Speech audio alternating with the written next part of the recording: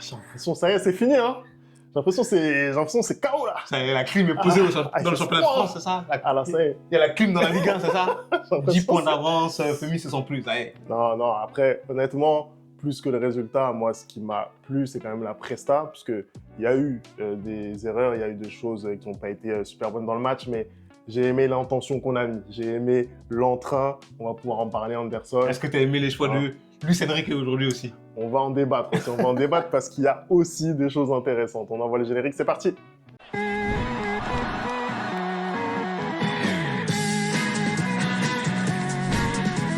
Allez, les players, on commence ce débrief, on espère que vous allez bien. Le PSG donc qui s'impose en principauté 4-2, score final. Ça fait cher quand même, hein. Là, le dire comme ça, 4-2, je trouve que c'est cher payé quand même pour Monaco. Clairement, surtout quand tu regardes la physionomie du match, hein, une équipe parisienne qui est très très bien rentrée dans la rencontre, mais une équipe monégasque qui est largement mieux rentrée en deuxième mi-temps. Hein. Il y a eu énormément de faits de jeu, d'ailleurs, on va les commenter durant ce débrief, parce que je pense qu'il y a eu beaucoup de décisions de l'arbitre qui auraient dû être l'opposé de ce qu'il a choisi, hein, notamment sur Donnarumma. Mais oui, en tout cas, moi personnellement, en tant que spectateur extérieur et amoureux du football, bah, je me suis fait plaisir. Hein. J'ai vu un très très très beau match. Pendant longtemps, j'ai cru que c'est Monaco qui allait poser la clim face au Paris Saint-Germain. Mais on dirait que cette équipe de Paris a de la ressource. On dirait que cette équipe de Paris n'est jamais morte. On dirait que cette équipe de Paris arrive toujours à trouver le moyen de compter sur son collectif et aussi sur ses individualités. Une très très belle rencontre de la part des Parisiens ce soir en tout cas. Je pense que tu as raison de préciser le fait que ce match, c'était un très beau match. Voilà, on parle de deux des meilleures équipes de Ligue 1, on parle d'équipes qui déjà sont en Champions League et qui doivent être des locomotives par rapport à leur statut, notamment historique, leur statut économique aussi. Ils se doivent, Paris et Monaco, d'être en haut du classement. Et là, on a un choc qui, sportivement, avait un réel intérêt. Bah, clairement, si tu veux vendre la Ligue 1, Vincent Labrume, hein, si tu veux vendre tes 2 milliards en termes de droits TV, bah voilà, c'est ça que tu dois mettre. Tu dois montrer des Paris Saint-Germain, Monaco tous les week-ends. Voilà. Mais oui, c'était un bon match. En tout cas, le choc a tenu ses promesses sur le terrain. Moi, honnêtement, je suis très satisfait de ce que j'ai vu côté parisien. Si on revient déjà, on va arriver. C'est très rare, c'est très rare. Femi est satisfait. On va arriver. Mais en tout cas, sur les choix de Luis Enrique, si je reprends un petit peu la compo, bah, on a eu, encore une fois, voilà, quelques petits ajustements. On rappelle que Nuno Mendes était indisponible pour ce match, ce qui le pousse à titulariser João Neves sur le côté gauche. Écoute, c'est une décision qui peut surprendre, c'est vrai, mais en même temps, on l'a déjà vu faire un petit peu ça en cours de match, par-ci par-là, tu vois. C'est pas complètement étonnant. Et puis depuis quelques semaines, il nous prépare un peu quand même avec ce système où son milieu de terrain redescend un peu pour pouvoir aider la défense et mieux relancer. Donc en soi, c'était pas non plus détonnant de le voir à ce poste-là. Moi, j'aurais plutôt pensé quand même qu'il aurait choisi de titulariser Lucas Hernandez à gauche. Oui, mais bon, étant donné que ça fait 1 an qu'il n'a pas joué au foot, il voulait pas le mettre au feu, je pense. Voilà, il va pas le mettre comme ça à porte-à-feu. Mais ça a plutôt marché, ça a plutôt bien fonctionné. Ça a plutôt marché. Le problème, pour moi, côté parisien aujourd'hui, c'était plutôt de l'autre côté aujourd'hui. En défense, en tout cas, c'était de l'autre côté. Côté Achraf Hakimi, parce qu'il y avait énormément d'espace dans son dos, vu que ce soir, Achraf, je suis désolé, il n'était pas latéral. Ce soir, Achraf, il était milieu droit. Non, mais Achraf Hakimi, ça fait très longtemps qu'il est très haut sur le terrain. Non, mais là, ce soir, c'était vraiment beaucoup plus que d'habitude. Ce qui est marrant, c'est que Luis Enrique, il nous dit à longueur de temps en conférence de presse qu'il ne peut pas le mettre plus haut. S'il le met plus haut, c'est chez les ultras, tu vois ce que je veux dire. Mais là, effectivement, je pense que ce soir, effectivement, il a été très très haut sur le terrain. Et je trouve, pour le coup, Achraf, il a fait un très bon match par ailleurs. En fait, moi, ce qui m'a dérangé sur le fait qu'il soit aussi haut sur le terrain ce soir, c'est qu'habituellement, il est haut, mais il fait un très très bon repli défensif. Ce soir, j'ai trouvé qu'à plusieurs reprises, notamment lors du deuxième but de Monaco, bah, le repli défensif, il n'est pas là du tout. Hein. Et c'est Marquinhos qui, malheureusement, est obligé de venir ouvrir. Donc moi, je pense que c'est un peu là-dessus que Paris a tâtonné. En première mi-temps, on voyait qu'il y avait un petit problème, mais les Monégasques n'ont pas profité. Je pense qu'à la mi-temps, ils ont parlé, ils ont clairement identifié les faiblesses côté parisienne. Et quand ils sont revenus en deuxième mi-temps, c'est clairement là-dessus qu'ils ont appuyé et ils ont réussi à marquer. Après, c'est le risque pris par Luis Enrique quand il fait monter Achraf Hakimi. C'est vrai que tu rencontres pas tous les jours des équipes comme l'AS Monaco. Du coup, ça se voit un petit peu moins. Mais effectivement, là, quand tu as une adversité qui est très forte avec des joueurs de côté qui sont très forts eux aussi, tu te rends compte que ça peut très vite déborder la défense. Il y a un autre choix aussi qui a été fort de la part de Luis Enrique, c'est en attaque, puisque on a ce trident Barcola, Dembélé et Désiré Doué. Inédit. Qu'est-ce que tu en as pensé, toi, Anderson? Moi, j'ai bien aimé. Franchement, j'ai bien aimé ce trident et j'ai été même surpris. Bon, je ne veux pas dire que j'étais surpris par la prestation de Désiré Doué parce que depuis 2-3 matchs, il nous habitue à ce niveau de jeu en tout cas. Mais j'ai été surpris parce que c'était plus lui qui était en position de numéro 9. C'est-à-dire que moi, quand j'ai vu la formation au début et même Bein, ils ont affiché que c'était plutôt Dembélé qui était en faux numéro 9. Alors que finalement, quand tu regardes le match, ce n'était pas Dembélé qui était en faux numéro 9, c'était Désiré Doué qui était en faux numéro 9. Et encore, lors de ce premier but parisien, on voit qu'il est dans la position de numéro 9 et on voit qu'un Paris Saint-Germain finalement avec un numéro 9, c'est très très très dangereux pour les adversaires parce qu'il y a quelqu'un qui est tout le temps là à la retombée des centres de Achraf Hakimi ou de Nuno Mendes, hein, et là en l'occurrence c'était le dédoublement de Achraf Hakimi et il remet très bien en retrait pour Désiré Doué qui est devenu les 2 derniers matchs très très cliniques, hein. Je crois que les 2 derniers matchs c'est quoi? C'est les 2 buts de passes décisives. C'est juste exceptionnel, hein. Je pense j'espère pour lui, en tout cas, comme tu le disais toi aussi, Femi, j'espère qu'il est enfin lancé,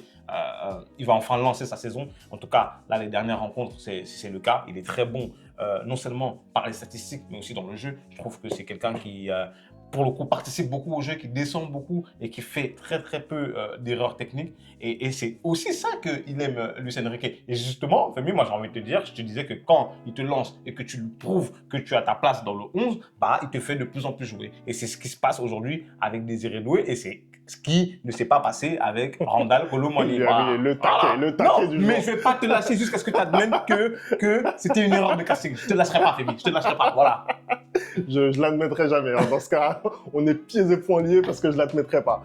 Mais effectivement, oui, Désiré Doué, je suis d'accord avec ce que tu as dit. Il monte en puissance.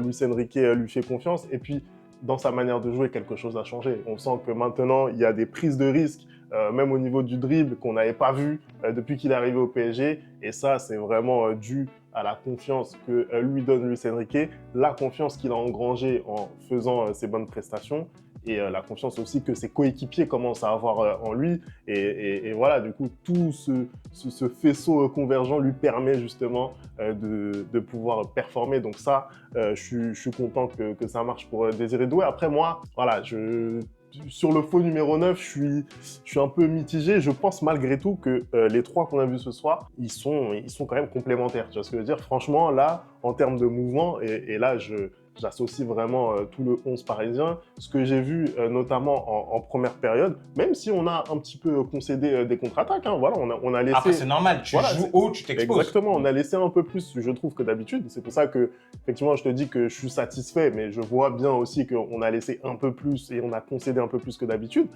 Au final, tu crées quand même plus, t'es plus dangereux, t'es plus menaçant et surtout, c'est beaucoup plus agréable à regarder. On va pas se mentir, on se faisait littéralement chier. Moi, j'ai souvenir là du match contre Nantes, on s'est fait chier. Entre Nantes et Auxerre, puisqu'on a marqué très rapidement contre Nantes et on n'a pas marqué contre Auxerre. On a passé quasiment 180 minutes sans marquer en Ligue 1, puisqu'on parlait beaucoup de la Ligue des Champions, mais en Ligue 1, ça s'est passé. Et c'est vrai que là, depuis Salzbourg, etc., on arrive vraiment à être beaucoup plus mobile sur le terrain. Et là, ce match face à Monaco, face à un gros adversaire, qui certes est un petit peu moins bien en ce moment, mais malgré tout, ils sont toujours dans le top 3 du classement. bah, voilà, ça fait du bien de voir qu'on est capable d'aligner ces performances-là face à ce type Et d'adversaire. surtout que tu as retrouvé une efficacité en attaque parce que depuis quelques temps, c'était énormément tes latéraux, tes défenseurs, tes milieux de terrain qui marquaient. Et là, depuis le retour notamment de Gonzalo Ramos et aussi l'émergence là, de Désiré Doué et comment dire, la remise en forme de Barcola et de Dembélé, bah là, c'est surtout tes attaquants qui marquent. Hein. Ce soir, tu as un doublé de Dembélé, ce soir, tu as un but de Désiré Doué et ce soir, tu as un but de Gonzalo Ramos qui sort du banc, tu vois. Donc vraiment, ça fait plaisir, je pense, pour Luis Enrique que ces attaquants se mettent enfin à marquer. Et puis même, dans la transition offensive, on voit vraiment de très, très, très belles choses. C'est-à-dire qu'avant, on avait des belles choses dans la construction, mais pas dans la finition. Ce soir, un Ousmane Dembélé, par exemple, je trouve qu'il a été létal. C'est-à-dire que là, déjà, il suit très bien cette frappe où il arrive, c'était qui Fabian Ruiz, où il arrive à reprendre, à pousser le ballon dans les cages. Et surtout que son deuxième but, je trouve que c'est magnifique. On dirait un but de véritable neuf. On le lance en profondeur. Déjà, il résiste très, très, très bien au retour de Wilfried Sango. Hein. Wilfried Sango, vraiment, c'est l'homme du match côté Monaco. Et en plus, il ajuste parfaitement le gardien avec un piqué du pied gauche. Ça fait plaisir, je pense, quand tu vois tes attaquants marqués comme ça.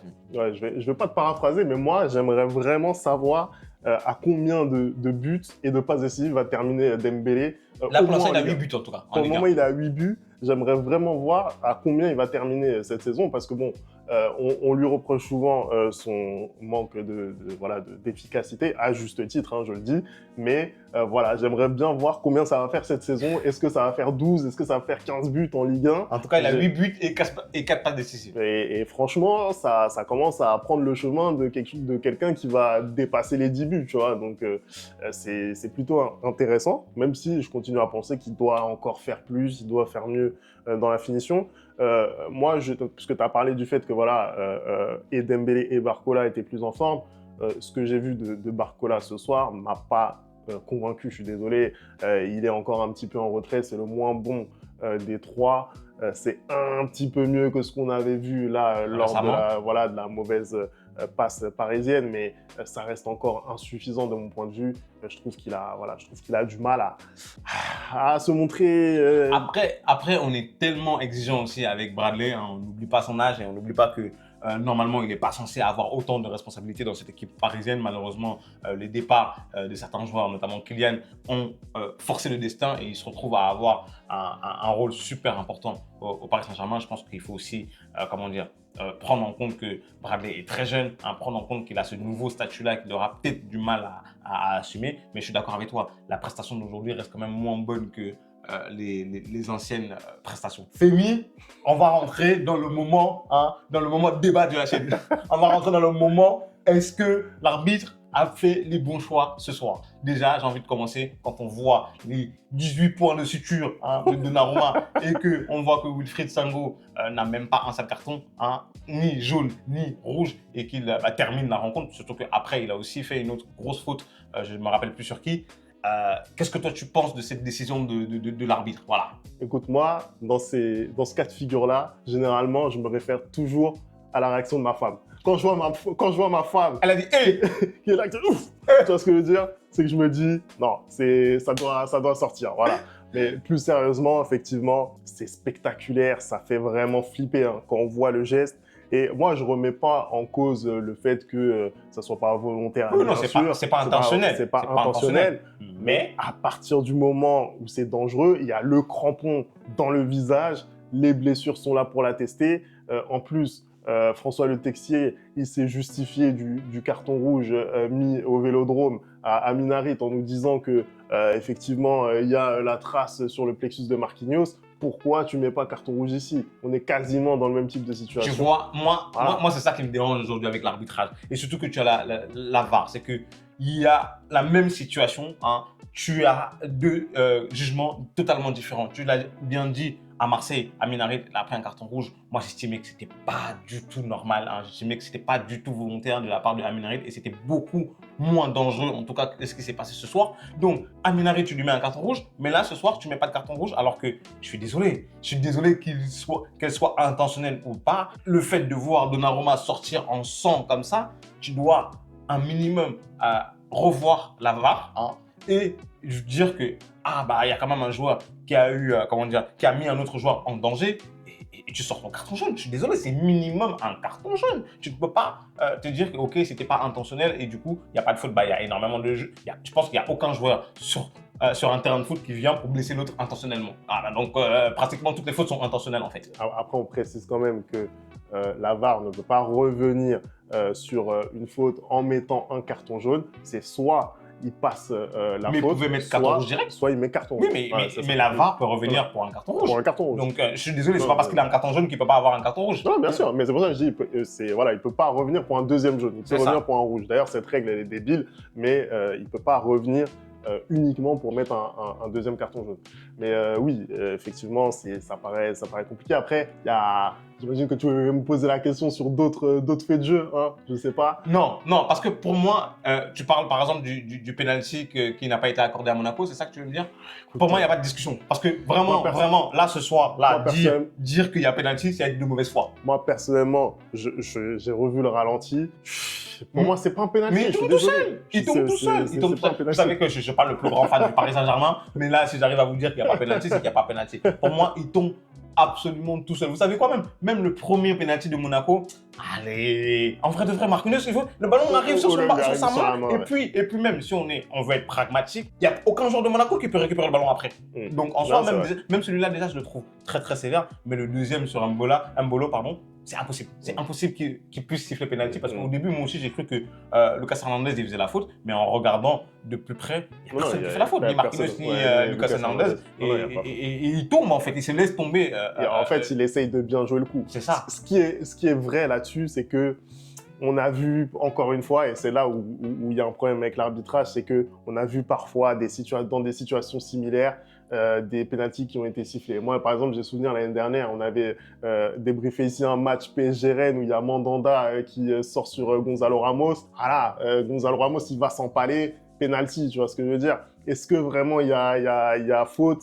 C'est toujours compliqué. Après, c'est le souci un peu avec l'arbitrage. Moi, j'ai vu quelque chose de révolutionnaire tout à l'heure, justement, quand on a débriefé le match entre le Real Madrid et Pachuca. L'arbitre, il avait un micro et il expliquait ses décisions. Mais je suis désolé, il faut absolument qu'on ramène ça en Europe. C'est extraordinaire. C'est-à-dire qu'il va voir la VAR et il décide pourquoi il a accordé le penalty ou pas. Mais c'est incroyable. Je suis désolé, on a besoin de ça. La sonorisation des arbitres, pour moi, c'est quelque chose de fondamental aujourd'hui. Tu es obligé de progresser de ce point de vue, tu vois. Il faut sonoriser, pour moi, même tout le match. Les échanges entre joueurs, tu dois sonoriser. Et puis même, je pense que ça créerait un peu plus de proximité et de respect par rapport aux arbitres. Parce qu'aujourd'hui, j'ai l'impression que vraiment les arbitres sont de nouveau en train de devenir détestables. Et sont très, très imbus de leur personne. Ils n'ont pas trop, justement, ce caractère pédagogue que devraient avoir des arbitres. Quand tu regardes les meilleurs arbitres du monde aujourd'hui, ce sont des arbitres qui parlent avec les joueurs, qui expliquent aux joueurs. Tu as énormément d'arbitres qui font les gendarmes. Dès qu'un joueur vient leur parler, carton jaune directement. Non, je suis pour le dialogue. Tu me dis, ok, il n'y a pas pénalty, mais explique-moi pourquoi il n'y a pas pénalty et pourquoi tu juges qu'il n'y a pas pénalty. Non, bien sûr. Surtout en France, je trouve que voilà, les arbitres, c'est des gendarmes, il faut arrêter. Sincèrement, en Liga aussi. Faut arrêter avec ça. Moi, j'ai une dernière question à te poser, Anderson, sur le match de Safonov, puisqu'au final, il est rentré très rapidement. On sait que voilà, ça a été un petit peu chaud là, sur cette première moitié de saison entre Donnarumma et Safonov pour la place de titulaire. Qu'est-ce que toi, t'en as pensé? Il fait un match plutôt solide. Je suis désolé, sur le but d'Embolo, il ne peut pas faire grand-chose pour moi. C'est très, très compliqué. C'est surtout la défense qui est en retard. Marquinhos et Hakimi qui ne sont pas présents et aussi William Pacho. Mais dans l'ensemble, c'est quelqu'un qui n'hésite pas. Encore, on le voit encore, justement, il a réussi, dans ce centre de, je crois que c'est Akilouche encore, il va plonger dans les pieds de Dembolo. C'est quelqu'un qui n'a pas peur, c'est quelqu'un joué au pied qui est assez solide. Pour moi, je trouve qu'avoir un deuxième gardien aussi bon comme ça, c'est super important. Vous l'aviez notamment avec Keylor Navas, on l'avait pareil aussi avec Keylor Navas au Real. C'est très très bien parce que quand ton gardien sort, il peut assurer, et même tu sais que demain, si Donnarumma n'est pas disponible, Safonov, il pourra assurer. Pour l'instant, en tout cas, je n'ai pas vu de grosses erreurs de sa part. Et pour l'instant, tous les matchs où il a joué, il a été assez solide. Je ne sais pas ce que tu en penses. Oui, je suis assez d'accord. Ce qui frappe vraiment, c'est son assurance, c'est le courage qu'il a à aller sortir comme ça dans les pieds. Moi, c'est ça que j'aime et c'est ça que j'ai envie de voir parce que Donnarumma, on lui a suffisamment reproché ses sorties un petit Après, peu. Donnarumma, ce soir, il a du courage. Hein. Mais oui, après, il y va. Je pense qu'il ne s'attend pas à se prendre un pied comme ça. Tu vois, des sorties comme ça, elles sont banales, on ne va pas se mentir. On en voit souvent. Et c'est vrai que bon, là, il n'a pas de chance, il se prend le pied de Singo. Mais oui, pour revenir sur Safonov, il est vraiment serein. Même dans son jeu au pied, les prises de balles, les contrôles, les passes, il n'est pas toujours précis, mais il est beaucoup plus serein et rassurant. Moi, j'ai envie de terminer en faisant un gros big up à Kliouche. Vraiment, je trouve ce joueur incroyable, exceptionnel. Hein. Il est rayonnant, c'est-à-dire que la vista comme ça, les courses, le jeu technique, tout est magnifique. Franchement, bravo à Monaco pour ce joueur, bravo à lui pour ce... Moi, je te dis, je veux ce gars dans mon équipe. Ah, mais non, mais je comprends de mieux en mieux. Je comprends de mieux en mieux entre lui et Ben Seguir côté Monaco. Vraiment, Monaco, ils ont une équipe extraordinaire. Quand tu vois qu'il y a Minamino qui rentre et... Non, franchement, je comprends pourquoi ils sont deuxième au championnat. Je comprends totalement, même si là, ils accusent un retard de 10 points maintenant. Je comprends. En fait, c'est aussi une équipe qui ne baisse pas les yeux face au Paris Saint-Germain et qui, ce soir, il y a un gros score, certes 4-2, mais on a vu du spectacle. Et moi, j'apprécie les équipes qui gardent leur philosophie du jeu du début jusqu'à la fin. Hein, ils sont venus pour jouer, ils jouent. Qu'ils se prennent 4 buts ou qu'ils se prennent 2 buts, c'est la même chose. Ils continuent de jouer. Bravo à eux. Non, vraiment, à Kliouche, moi, ce que j'aime avec lui, je sais pas, il a vraiment ce côté électrisant, tu vois, peut-être en comparaison avec un Cherki qui a plus de la vision de jeu, qui est capable de te sortir la passe, le dribble dans les petits espaces, etc. À Kliouche, il a ça, mais il a aussi, je trouve, des jambes, des cannes, tu vois ce que je veux dire, on le sent capable d'accélérer, il est virevoltant, il fait très mal à chacune de ses accélérations, les crochets, ils sont dévastateurs. Je pense que Lucas Hernandez, il a un peu souffert. Donc non, moi, vraiment, à Kliouche, je suis fan absolu. Et Ben Seguir, je l'aime beaucoup aussi. Ouais, Ben Seguir aussi, très bon. Hein, après, voilà, je sais que lui, il a un peu plus compliqué. Et surtout, il a un peu plus d'appétence pour un club dans le sud de la France, on va pas le citer. Donc effectivement, voilà, je pense que à Kliouche, voilà, au PSG, ça ferait pas de mal. En tout cas, pour l'instant, il est à Monaco et Monaco, ils sont à 10 points du PSG. Est-ce que pour toi, c'est la fin du championnat, Anderson? Nah, écoute, Femi, je ne veux pas te dire que c'est la fin du championnat maintenant. Je te dirais si c'est la fin du championnat fin janvier. Pourquoi? Parce que le Paris Saint-Germain a des gros matchs à jouer en Ligue des Champions, notamment contre Stuttgart et Manchester City. Et peut-être que vu qu'ils vont devoir se qualifier pour la Ligue des Champions, ils vont peut-être laisser des points face à ces deux, en Ligue 1, pardon, et du coup relancer un peu le championnat. Donc, si à la fois ils arrivent à avoir des résultats en Ligue des Champions et en championnat, fin janvier, je te dirais, ouais, le championnat est terminé. Ça y est. Eh ben, écoute, on verra ça. Bon, d'autant plus que Marseille, eux, ils ont une journée en moins, hein, donc ils peuvent revenir à 7 points, on le rappelle. Mais je pense que là, ça va être compliqué. Ça va être compliqué. Nous, on aime bien faire la course en tête, t'as capté? Je vois ça.